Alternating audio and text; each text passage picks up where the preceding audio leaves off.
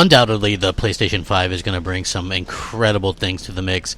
Obviously, Sony is well known for their exclusive content, and that's not going to change with next generation.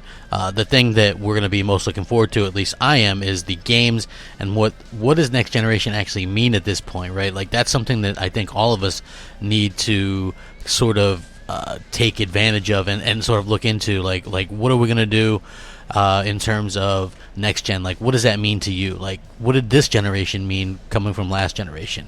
A lot of people had expectations like 1080p 60 frames per second.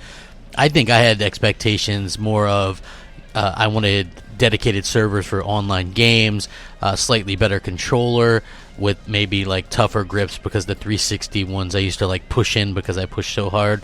So, that's just one of the things that I particularly wanted, but I know people wanted different things. And for me, when it comes to this next generation, I just kind of want, I guess, better AI and sort of bigger worlds. And it looks like this is something that we're going to get, like, I guess, better physics as well, according to this new developer who is talking about the PlayStation 5's processor, speaking exclusively in this interview, which I will link in the description. You guys will be able to check it out. He says that the PS5 processor is going to be able to do some incredible things. Processing power is always welcome, whatever the console, as this allows us to develop more complex systems and advanced artificial intelligence. Real-world physics simulation for the in-game worlds. They also spoke about some other things as well, but this is something that's pretty interesting to sort of talk about, because when you're talking about what the PlayStation 5 is going to actually be able to do, we've heard varying things. Of course, the Platinum Games director doesn't think that these consoles are going to do anything other than what we kind of already have, but you also have to take into account that we haven't, if you think about it, it's not a game.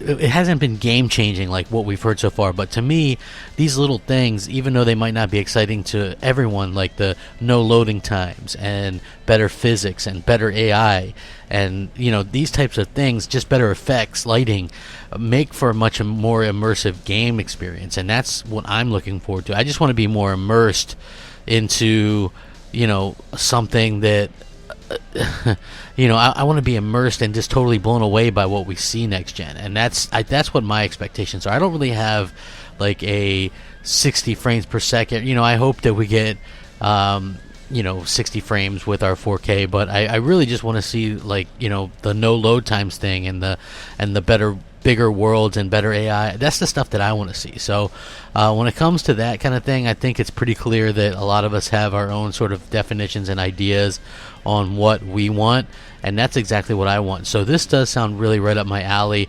Better physics, complex world, great AI. I think that's exactly what most of us are asking for. It looks like we're going to be getting a good hefty dose of crossplay as well next gen, which he also speaks on. But this is nice to see developers come out and sort of speak like this. And hey, this could be something that Sony uses to their advantage with their exclusives, even more so than Microsoft, since Sony tends to do these kind of open world or semi-open world single player adventure games. This would be much more beneficial to Sony, in my opinion, for some of this stuff than Microsoft, which, if you're using multiplayer games, they tend to dial back the graphics because you're going to be having to run, multiplayer. So let me know what you guys think. Sound off, rate, comment, subscribe. Thank you so much for watching. Hit that bell as well. Crapgamer out.